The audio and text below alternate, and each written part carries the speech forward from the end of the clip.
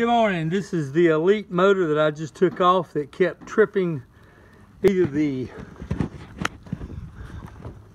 this or the ground fault up there. I have replaced that motor temporarily with an old motor that's full of cobwebs and everything else.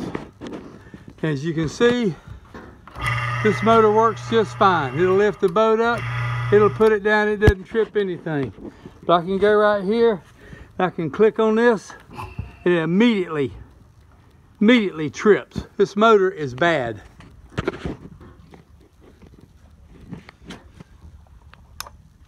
Trips this. After, see it?